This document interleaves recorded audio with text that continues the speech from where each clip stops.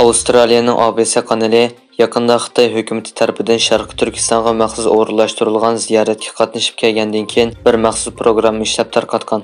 ABC kanalining muxbiri ziyarati asosida ishlagan xabar programmasida mundaq degan: Biz Şinjanға Xitoy hukumati muxbirlarga o'rinlashtirilgan ziyorat bilan keldik. Biz opirilgan har bir yer bu rayonning eng yaxshi holatini namoyon qilib berish uchun to'liq ehtiyotkorlik bilan tayyorlangan edi. Xitoy hukumati o'rinlashtirgan bu ziyoratda Avstraliya ABC kanalidan sirt yana 20 dan oshiq davlatdan kelgan muxbirlar bor bo'lib, ular Urumchi, Qashqar va Turpan qatorliq joylarga opirilgan. ABC muxbiri ishlagan videolik xabardan qaraganda, ular Uyg'ur bolalari o'qiydigan bir boshlang'ich maktabga opirilgan bo'lib, ular maktab maydonida usul o'ynayotgan bir to'p bolalarni suratga olgan. Ular yana ko'ch-ko'ylarda daqi-do'mboq chelayotgan, usul o'ynayotgan kishilarni suratga olgan. ABC muxbirlari programmada o'zlarining xohlagan joyga berishiga yo'l qo'yilmaganligini, lagerlarni ziyorat qilish talabining rad qilinganligini eskartgan.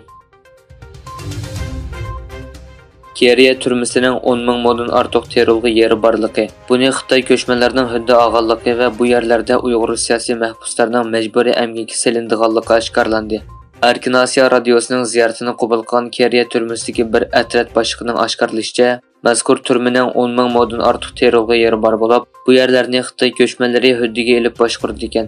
Bu yerlarda mazkur turmadagi mahbuslar emgakka silinadi ekan. Yana oshkorlanishicha, mazkur turmaning Kayfachi, ya'ni etish rayoni nomidagi sanoat rayonimi bor bo'lib, uningda semenut zavodi, paypoq to'qish zavodi, palay zavodi, yog'och zavodi qatorliq 10 dan ortiq zavod fabrika mavjud ekan. Mazkur sanoat rayonida qo'g'dash xizmati bilan shug'ullanayotgan bir xodimning bayon qilishicha, bu zavod va fabrikalarda jazo muddati o'tayotgan 10 mingdan ortiq mahbus ishchi bo'lib ishlaydi ekan.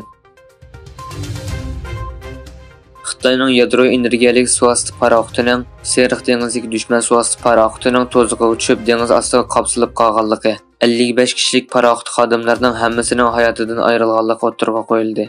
Angliya vaqt gazeti va kundalik pochta gazetining xabarlariga qaraganda, Angliya axborot idorasi oshkorlagan maxfiy kodlangan dokladga asoslanganda, Xalq ozodlik armiyasi qarmog'idagi dengiz armiyasining 093 tiplik yadro suvosti paraxoti 21 avgust Xitoyning shimolidagi Shandong o'lkasi dengiz qirg'og'idagi Langar va Zanjir deb atalgan suv to'saqlarga petib qolgan.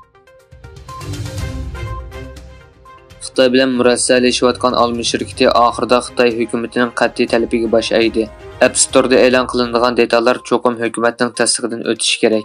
Reuters agentligining xabariga qaraganda, mazkur shirkat Xitoydagi app do'konida yangi applarni e'lon qilganda, tor mazmun ta'minlovchi hujjati topshirishni talab qilishga boshlagan. Xitoy doiralari Afg'onistonda Taliban hokimiyatga chiqqandan buyon turli diplomatik va iqtisodiy vositalar orqali munosabatni yaxshilashga urinmoqda va bu ahvol dunyoning diqqatini tortmoqda. Xitoyning Kabuldagi yangidan tayinlangan bosh elchisi oldin qayda vaqtliq hukumatga o'zining ishonch xatini sungandan keyin Talibanning muavin tashqi ishlar ministri Amirxon Muttaqi 4-5 oktyabr kunlari Tibet avtonom rayonida o'tkaziladigan Himalayadan xalqon minbarga qatnashish uchun yo'lga chiqqan.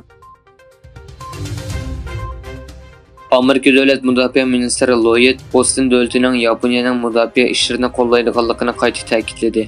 Amerika davlat mudofaa ministrligida Yaponiya davlat mudofaa ministri Kihari Minorini kutib olgan Austin birlashma axborot e'lon qilish yig'inida so'z qildi.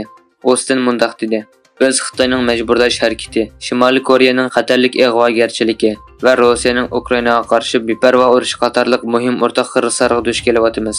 Bu xatarlarga qarshi Amerika Yaponiyani qo'g'dashda qat'iy ching turadi.